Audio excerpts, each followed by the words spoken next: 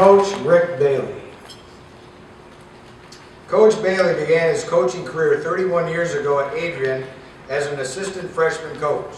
In 1985, he began coaching at Reading High School, and in 1988 became the head coach. His teams have qualified for the state playoffs 20 of his 26 years as head coach. He will begin his 27th year at Reading this fall. What coaching has meant to Coach Bailey?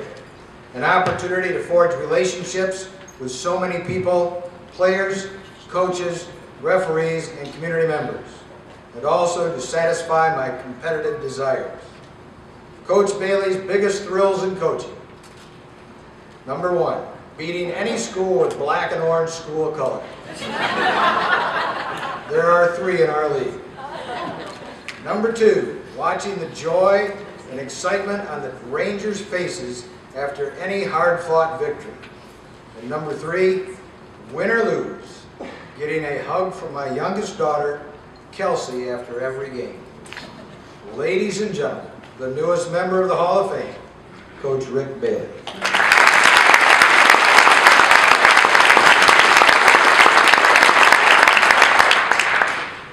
Thank you. I would first like to thank Jack Carlson for everything that he has done. The organization is truly amazing how he gets all of us here and gets everything in. I appreciate that. Coach Nussmeier, I'd like to thank you for taking the time to be here. The Michigan staff and Michigan State staff as well that are here. I prepared a speech or had notes and tried to free will it a little bit, and time kept getting bigger and bigger, so I had to write it down, and so this is kind of a canned speech, but it's the only way I can keep the time down, so we're going to go with that. I'd also like to congratulate the other 13 recipients and say I'm proud to share membership in the 2014 Hall of Fame class with each of you. I'd like to thank my athletic director, Mitch Hubbard, as he was instrumental in my nomination. Rather than stand individually, would my family please stand for a moment? They're sitting over here.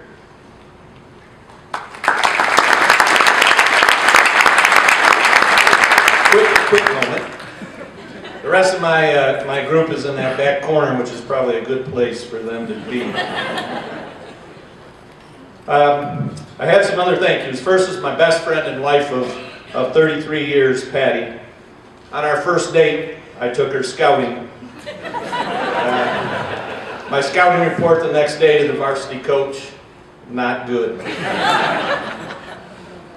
I would say that our career win-loss record would be better if not for Patty. One time after a tough loss in our first season, she greeted me at the door with nothing on but a smile. Somehow an occasional loss didn't seem such a bad idea.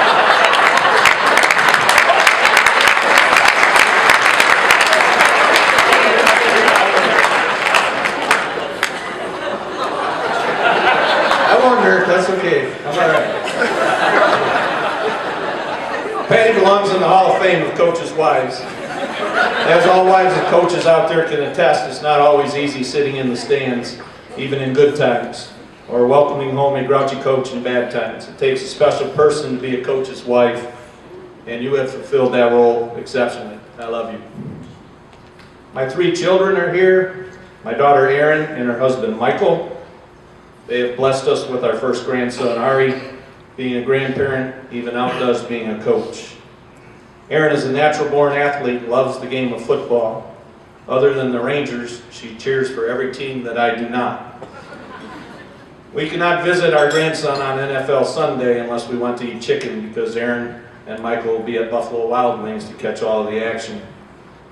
My son Brett is here. He was as hard of a worker, as fierce of a competitor, and as tough of an athlete that we have had at Reading. He was a 3-time all-conference player in football and a 2-time all-state player in baseball. I was thrilled this year when Brett was able to join our football staff as a coach. He did an outstanding job and got a taste of how this game and profession sucks you in. My daughter Kelsey, as Jack mentioned, I cherish her hugs after every game, win or lose. Kelsey is the princess of tomboys. She loves everything about being a girl, but loves sports more. She will watch any baseball or football game that is on, And unlike her sister, she cheers for the right teams: the Tigers, the Lions, the Wolverines, and the Patriots. Any young coaches out there, she'd be an excellent catch. She graduates college this spring. She's beautiful. She will tell you to run the ball more. She'll tell you to overload a side and bring heat. And she will help you break down game film. It's not always easy when your dad is the coach, or your teacher, or even your principal. I, for one, would not have had it any other way. Thank you, kids, for all the support and sacrifices you've made. I love all of you. I lost my father at age 23, so he did not get to see me coach, but it was his love of sports that he instilled in me that led me on this path. I'd also like to thank my mother, who's now 83, and stepfather. They're both currently on the beach in Daytona. During football season, they live over an hour away, and they never miss a football game. My brother John made the trip tonight. John and I spent countless hours doing anything sports related together. Thank you for coming and your support, John. My career as a head coach almost ended before I got started. I was promoted to head coach in 1988. In that first year, I had one assistant coach who will go nameless. In our first game at halftime, he went to the concession stand and got popcorn. We scored a total of 39 points the entire season, 18 of which came in the first game. Somehow we managed to win 3 games, and changes were made. I need to mention some of the changes and coaches that have been with me on this journey since. Jeff Giffey, Randy Fink, and John Gabriel were with me in the early years. Coach Jack Crispillo was a member of the Hall of Fame class of 1999. He passed in 2011. He was my mentor, a big brother, a friend. I was fortunate to be his assistant for 3 years at the JV level before he hired me as the head coach in 1988. Coach K taught me many things. We all miss him. My current staff are great men, great leaders of young men, and they sit in that back corner, most of them. Mitch Hubbard joined our staff in 1989. He and his wife Charlotte are Patty and I's best friends. We vacation together every summer. Mitch epitomizes what a coach should be. He stresses fundamentals, and his enthusiasm in practice is unparalleled. Brad Affolter joined our staff in 1997 and now serves as my defensive coordinator. He was an All-American at Hillsdale College and was generally recognized as the best offensive lineman to ever come out of the GLIAC. It is no coincidence that we have qualified for the state playoffs in 15 out of the 17 years he has been on our staff. I have the good fortune of having 2 former players here tonight that are also a big part of our coaching staff. Brett Crispillo is following in his father's footsteps and serves as our head junior varsity coach. Brett believes that a lesson can be learned at every single practice, and he is an outstanding teacher of character and integrity. Mike Dennison, at 6'8" and 3 bills, Mike Dennison handles all our complaints. He has a heart of gold and has the unique ability to see the good in everyone. Ryan Molnix and Tom Johns are teachers that as principal I was fortunate enough to hire a few years back. They are outstanding young educators. I believe that good coaches make good teachers.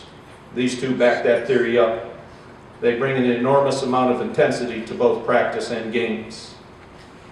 I believe all of these gentlemen give our teams an opportunity to be the best that we can be every time we step on the field. We have a great time, and I am proud to call all of them my friend. I would also like to thank Charla, Darcy, Kate, Kelly, and Gentry for being supportive of their husbands as they devote the time and energy required to be a coach. Finally, I would like to thank all of the former players. Seldom do we have any size at Reading, but we've always had a will to win. I would like to thank the Reading community for supporting me and my family for the past 30 years. Reading is a great place to raise a family. The students and staff do a great job educationally. The community is fanatical about their athletic teams. And now we can boast of having 5 coaches on our staff that have been inducted into their respective Hall of Fame. Beside the words dad and dear, there is no greater word than the word coach. I swell with pride every time I am called it. I am proud to be a part of the tradition of the red and gold. Thank you.